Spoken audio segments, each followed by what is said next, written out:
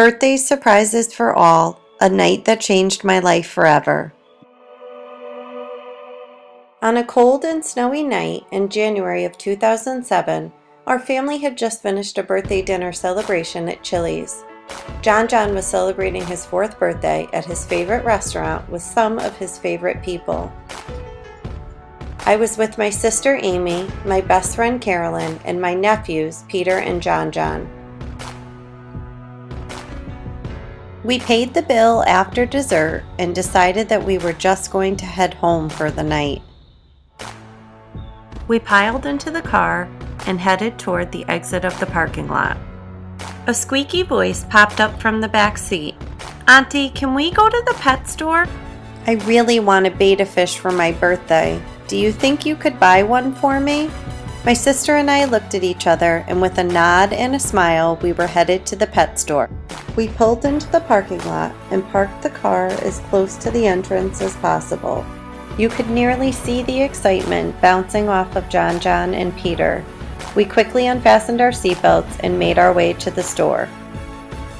We had been to this pet store before to buy treats and dog food for my older puppy, Nellie. We headed through the store on our usual path past the reptiles, the bunnies, and the birds. I should have known that we were headed for trouble because I knew what was next on our path. We were headed right in the direction of the puppies, everybody's favorite. And then it happened. We rounded the corner and my eyes met the cutest little thing I had ever laid eyes on. She was a black and brown gray ball curled up in her crate, shivering.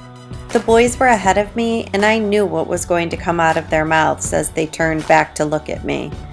"Auntie, can we hold her? Can we take her out to play?" My first response was a fast "not tonight," and I shuffled them along, trying to force them toward the fish. As I passed her, she slowly lifted her head, and her tiny tail began to wag. It was then that I knew I was in trouble. I gave in instantly and found an employee to ask if we could hold her.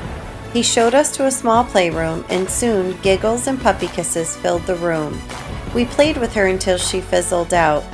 After a few minutes, John said, "Auntie, it's my birthday. You can't leave her here. Can you please buy me her instead of a fish? Nellie would love a sister." At that moment, I knew that Zoe was mine.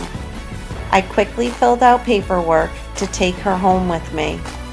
And although she's a little crazy and unpredictable at times, we still love her, and she's still our Zoe. That night changed my life forever.